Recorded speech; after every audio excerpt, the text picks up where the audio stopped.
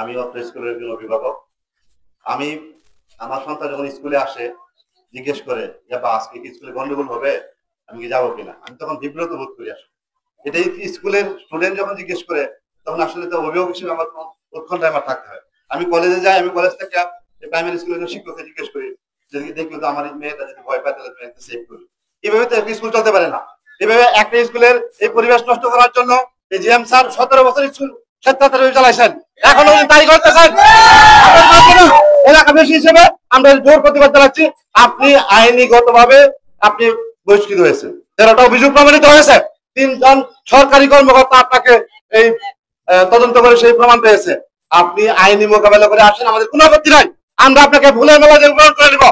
এর আগে যদি আপনি আসেন, আমাদের এই অভিভাবক, ছাত্রছাত্রী, এলাকাবাসী আমরা এটা মানবো না। আসলে আমরা আপনি স্কুলে আসা বৃদ্ধি করেছি কি করবেন, আমার সন্তান আতঙ্কে থাকবে, এটা আমরা কখনো হতে দেব না। এটা স্কুল, আমাদের স্কুল, আমাদের অভিভাবকদের দায়িত্ব আছে এই জায়গায়, আমাদের সন্তানরা নিরাপদে পড়াশোনা করবে, এটা আমরা চাই। আপনি আইনি ভাবে মোকাবেলা করে গেছেন, আমার কোনো আপত্তি নাই। আমরা সবাই মিলে আপনাকে স্বাগত জানাবো। এর আগে আপনি আসলে, যে কোনো বলে আসলে আমরা এটা প্রতিবাদ জানাই যাবো। আসলে গত বছরের 5 আগস্টের আগে 11 জুলাই যখন উপজেলা নির্বাহী বরাবর একটা স্মারকলিপি প্রদান করেছিল, এই যে অভিযুক্ত গোলাম মোহাম্মদের বিভিন্ন দুর্নীতি এখানে যে করেছে আপনারা একটু আগে দেখেছেন। আজকে আমি কথা বলতেছি শুধু এলাকাবাসীর জন্য না, আজকে আমি কথা বলতেছি এই গোলাম মোহাম্মদের প্রকৃতি যেন পুরো দেশবাসী জানতে পারে। এবং আমি একটু বিস্তারিত ভাবে বলবো উনি কি কি করেছেন আর কিভাবে এই আইনগত ভাবে এটাকে বাধা দেওয়ার জন্য চেষ্টা করেছেন। আপনি আমার কথার মাধ্যমে পুরো দেশবাসী জানবে, এখন তো এলাকা জানতো, এখন পুরো দেশবাসী জানবে। তো 11 জুলাই যখন স্মারকলিপি প্রদান করে, তো গত যে সময়টা, জুলাইয়ের যে সময়টা, অথবা প্রশাসনের গাফিলতির কারণে তারা 5 আগস্টের আগে কোন রকম আইনি পদক্ষেপে যায় নাই। তার পরবর্তীতে 5 আগস্টের পরে ঠিক 15ই আগস্ট এরকম একটা দিনে বৃহস্পতিবার ছিল, এখানটাতে মানববন্ধন হয়েছিল। এখানে জিএম সাহেব বসার কথা ছিল, স্কুলের সমস্যা সমাধানের কথা শোনার কথা ছিল, কিন্তু উনি শুনেন নাই। তারপরে এই মানববন্ধন উনি বলছে যে রবিবার করবে, রবিবারে উনি আসবে স্কুলে, আসার পরে উনি একটা সমাধান দিবে। কিন্তু এই রবিবারে যখন আমরা আবারও আসি, এখানে সবাই এলাকাবাসী আসে, স্কুলের শিক্ষার্থী আসে, উনি আবারও আসে নাই। উনি লোক পাচার খবর দেয় যে এখান থেকে তার সাথে নিকো করার জন্য, এবং এটার বিভিন্ন সময় বিভিন্ন প্রমাণ আছে। হ্যাঁ, তার সাথে কাজ করার জন্য এখানে বিভিন্ন রকম অফার দেয়, কিন্তু তার পক্ষে রাজি হয় নাই। তার পরবর্তীতে এখানে বিশৃঙ্খল পরিস্থিতিতে লঙ্কাখোলা মোড়ের মধ্যে কিন্তু এই মানববন্ধন এবং যে এলাকাবাসীর যে আত্মপ্রকাশটা, এটা ওইখানে ঘটছিল। পরে তখনকার সময়ে শাকিল স্যার, নির্বাহী কর্মকর্তা, উনি আইসা ব্যাপারটা আমলে নেয়। আমলে নেওয়ার পরের দিন সোমবার এখানে আসেন এবং মোটামুটি অবস্থা পর্যালোচনা করে এটা হ্যান্ডওভার করে যায় উপজেলা নির্বাহীতে। এরপর উনি 3 সদস্য বিশিষ্ট প্রথম শ্রেণীর গেজেটেড কর্মকর্তা দ্বারা উনি 7 কার্য দিবসের একটা তদন্ত কমিটি গঠন করেন। কমিটির মাধ্যমে উনার 13টা অভিযোগ যে দেওয়া হয়েছিল, 13টা অভিযোগই সত্য প্রমাণিত হয়েছিল। কি হয়েছিল? 13টা সত্য অভিযোগ প্রমাণিত হওয়ার পরে 2 সেপ্টেম্বর 2024 সাল ওনাকে চূড়ান্ত বহিষ্কারের জন্য এটা মাউসিতে উচ্চশিক্ষা বোর্ডে পাঠানো হয়েছিল। এবং তার স্থলাভিষিক্ত শূন্য যে জায়গাটা ছিল, এই জায়গাটার মধ্যে ভারপ্রাপ্ত প্রধান হিসেবে গরিপুরের অন্যান্য প্রতিষ্ঠানের প্রধান শিক্ষকদের উপস্থিতিতে একটা মিটিং এ অফিসার্স ক্লাবে তখন ওনাকে দায়িত্ব প্রদান করেছিল জনাব সাজিদুল হক মৌলভী স্যারকে, এবং অদ্যাবধি উনি কাজ করে যাচ্ছে। এই যে সময়ের পরিক্রমায় উনি বারবার চেষ্টা করেছে এই আইনগত যে দিকগুলোকে আমরা আগে যাচ্ছিলাম এগুলোকে বাধাগ্রস্ত করার জন্য, উনি স্কুলে পুনর্বাসন হওয়ার জন্য। তার মধ্যে উনি কেন্দ্র সচিব হিসেবে তিনি স্বীকৃতি নিয়ে আসছিল, কিন্তু আমাদের প্রবল প্রতিরোধ বাধার মুখে উনি কেন্দ্র সচিব হইতে পারে নাই। তো এসএসসি পরীক্ষায় পরবর্তীতে কেন্দ্র সচিব এখানে ভারপ্রাপ্ত প্রধান শিক্ষকই হয়। এভাবেই চলতে থাকে।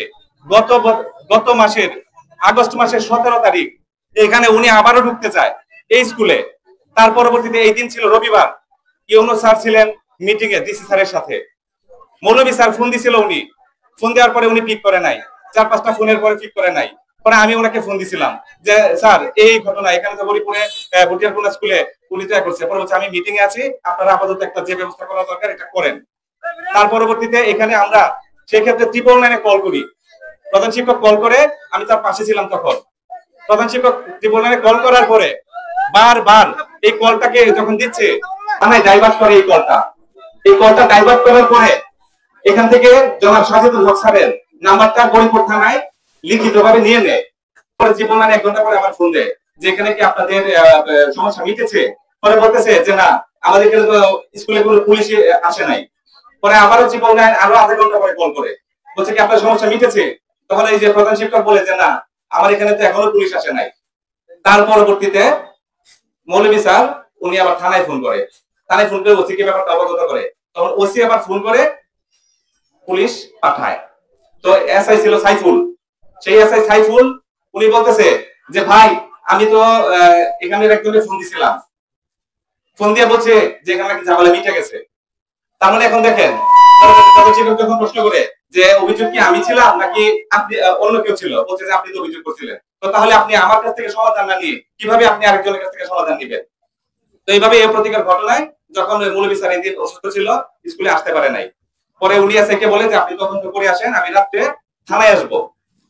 এই দিন 17 আগস্ট রবিবার রাত্রে 9টার দিকে যখন উনি থানায় যাবে, এখান থেকে ওনাকে ডেকে নিয়ে গরিপুর প্রেস ক্লাবে নিয়ে যায়।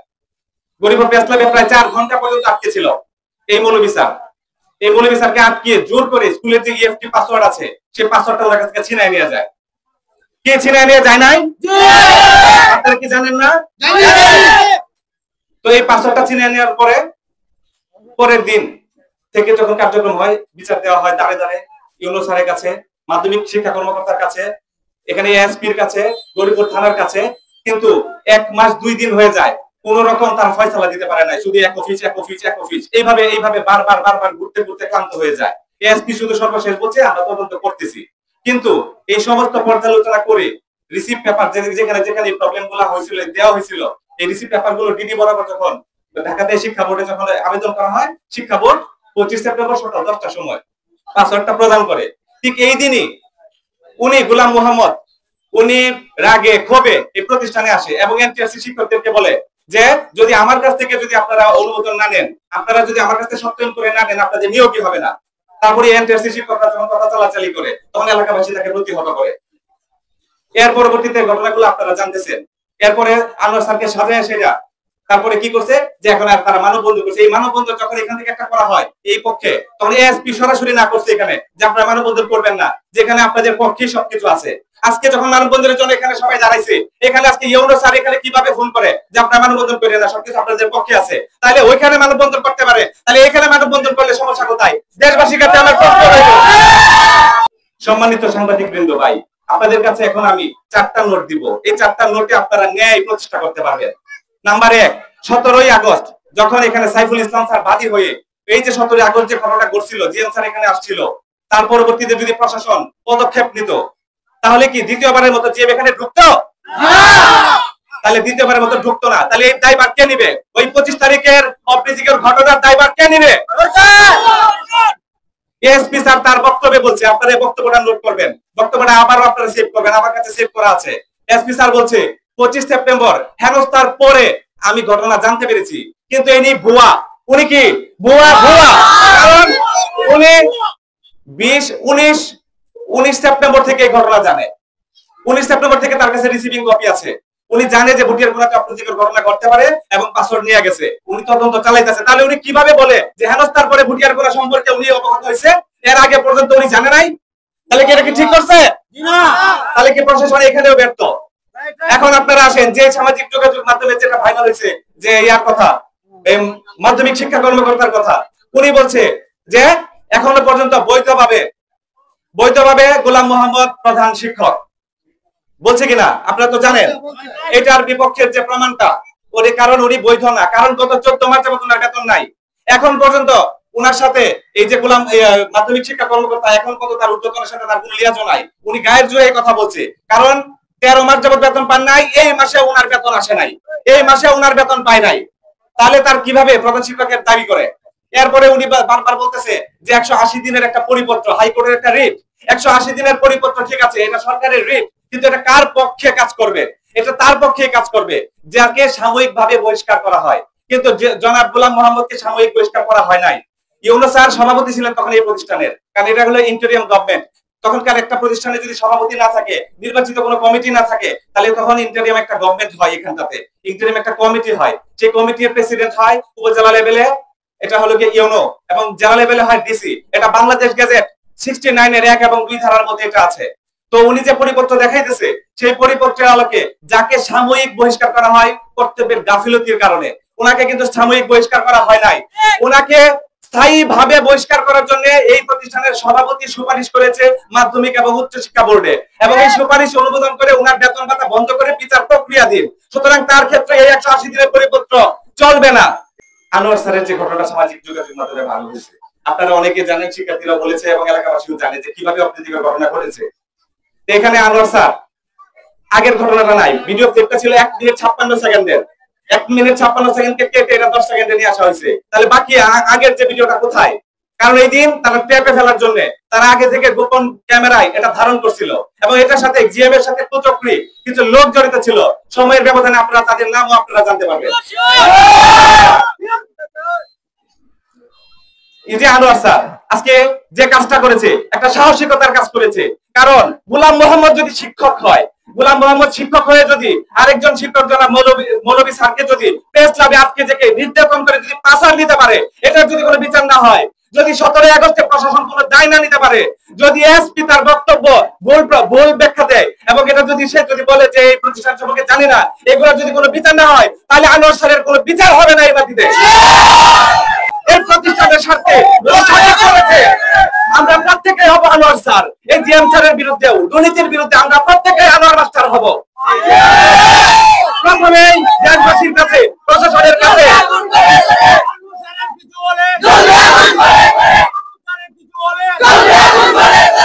আজকে যদি 17 আগস্টে বিচার না হয়, যদি এসপি তার বক্তব্য যদি ভুল ব্যাখ্যায় এবং এটা যদি তার এটা যদি রিমুভ না করে, সে যদি এটার জন্য সরি না বলে, যদি এখানে মাধ্যমিক শিক্ষা কর্মকর্তা তার যে বক্তব্য এখানে বয়ান দিয়েছে এটা যদি না উল্টায়, এই 3টা বিচার যদি না হয়, তাহলে আমরা প্রত্যেকে আনোয়ার স্যার হব, আমরা ঘরে করে দুর্গ করে তুলবো, আমরা প্রত্যেকে রাস্তায় রাস্তায় দাঁড়িয়ে সেটা আমরা মানববন্ধন করবো বিচারের জন্য। আমি যেহেতু 1 মাস 2 দিন ঘুরতে পেরেছি, আমাদের এই এলাকাবাসী ঘুরতে পেরেছি, এই শিক্ষকরা ঘুরতে পেরেছে, এবং এই ছাত্রছাত্রীরা যেহেতু তারা ক্লাসের কোন রকম সুবিধা পায় নাই, তাহলে এই বিচারগুলো আগে করতে হবে। এই বিচারগুলো করেন, তাহলে আমরা প্রত্যেকে আনোয়ার স্যারকে সংশোধন করবো। আমার নাম মোহাম্মদ আব্দুর রাজ্জাক।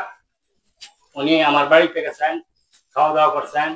উনি বলছে আমার ছেলেকে চাকরি দিবে, আমার ছেলের নাম জাকির হোসেন। আমি 12,70,000 টাকা দিছি। উনি আমাকে একটা বুয়া নিয়োগপত্র দিছে।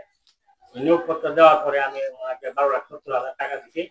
পরে এই নিয়োগপত্রের মধ্যে চাকরিতে জয়েন করার ডেট আছে, এই ডেট মতো আমার ছেলে আসছে। উনি বলছে যে আমরা চাকরি করতে জয়েন নিছি, যখন সময় হয় তখন তোমাকে আমরা বাড়িতে নিয়ে আসবো। এই আজ 4 বছর যাবত উনি আমার এই ভোগান্তির মধ্যে আছে। আমার এটার বিচার চাই আমি আপনার সকলের কাছে। আমার এটা, আমি একজন গরিব মানুষ, প্রতিবন্ধী, আমার দয়া করে আমার একটু মেহরবানি করে আমার টাকাটা উদ্ধার করে দেবেন। টাকাটা নিচ্ছে গোলাম মোহাম্মদ জিয়ান।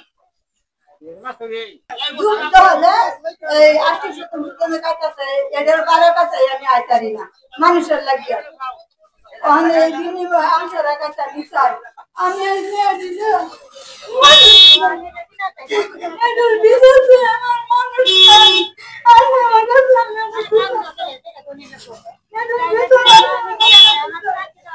আমার চাকরি দেওয়ার কথা আছে না, চাকরি দিল না আমার 3 মেয়ে, আমি আমি থাকতেছি।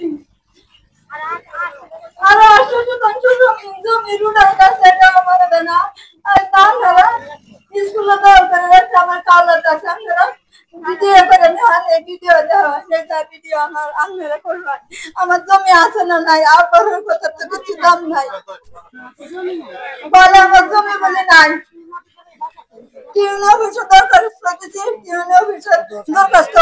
আমার অনেক টাকাগুলা নষ্ট করে 1,80,000 টাকা আনছি। 800 জমিতে আমি হাই দিতে না। আমার বেড়া এই সম্পত্তি আমার দেখেছি। আমি আনোয়ার হোসেন মঞ্জু, একজন অভিভাবক। আমার মেয়ে স্কুলে পড়াশোনা করে, আমার বাড়ি ভুটিয়ারকুনা।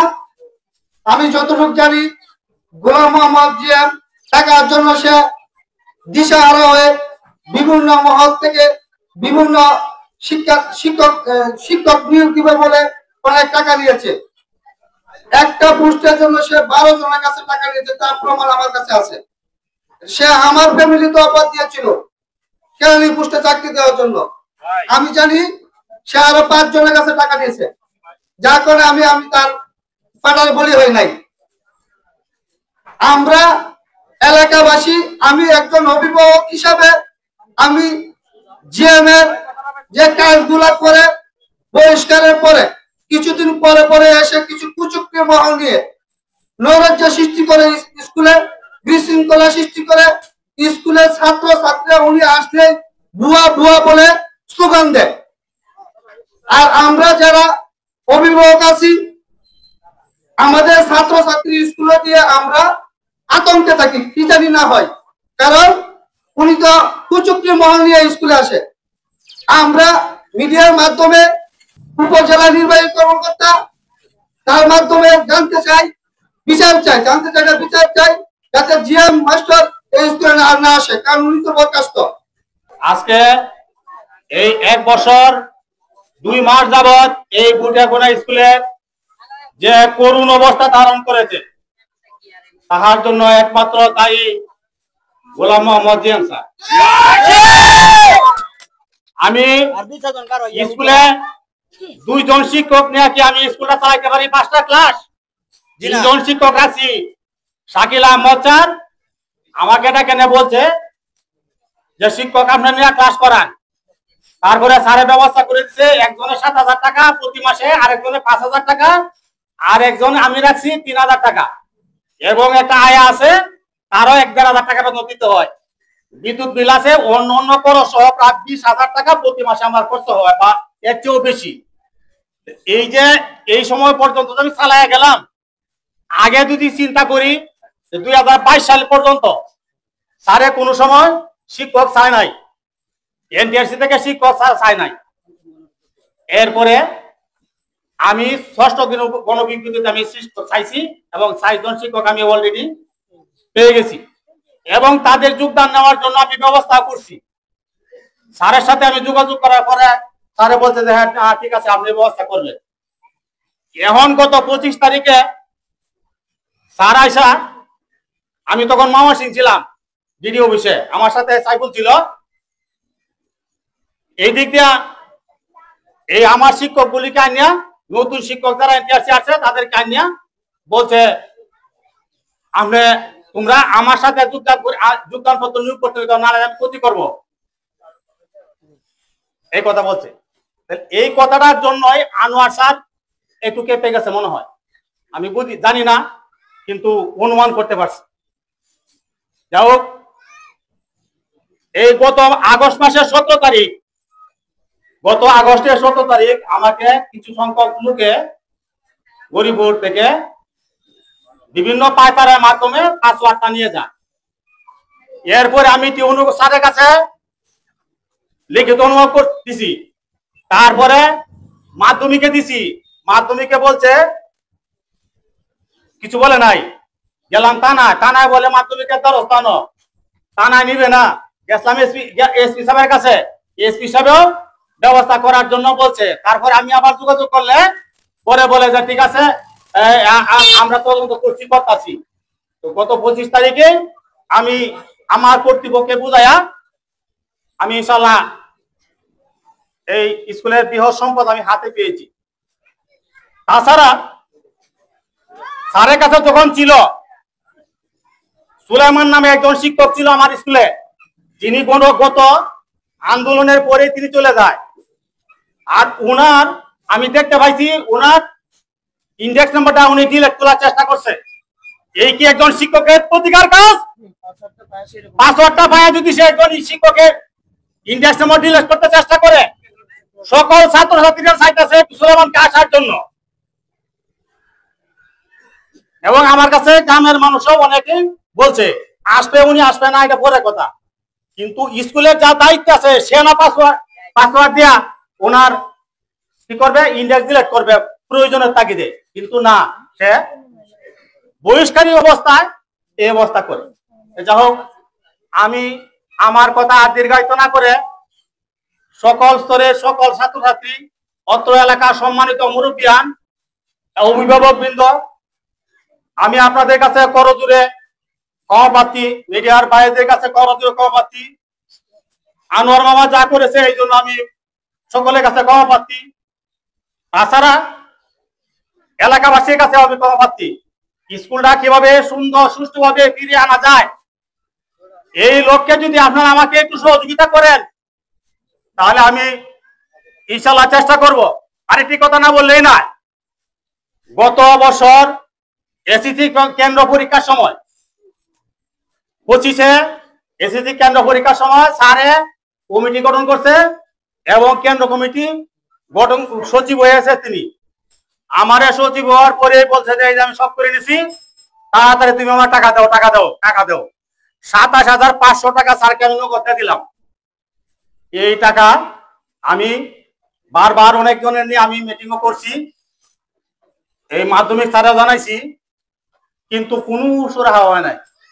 এই টাকা এখন পর্যন্ত স্যারের কাছে আছে। এই কেন্দ্রটা আনছে জিএম স্যার, ঠিক আছে, স্কুল করছে স্যার, ঠিক আছে, এখন junior school, high school, college, high school অনুমোদন হয় না, স্বীকৃতি বাইর হয়েছে, কিন্তু অনেক কাজ, এই কাজ যে পর্যন্ত সমাধান হবো 10 থেকে 15 লক্ষ টাকার প্রয়োজন এই জমি রেজিস্ট্রি করে জমির টাকা দেয়া এই হাই স্কুল করতে গেলে। আমি যতটুকু জানি হয়তো কম বেশি হইতে পারে। তো তিনি এই কেন্দ্র চলাকালীন সময় 2 দিনের দিন দ্বিতীয় পরীক্ষার দিন অভিযোগ সৃষ্টি করছে।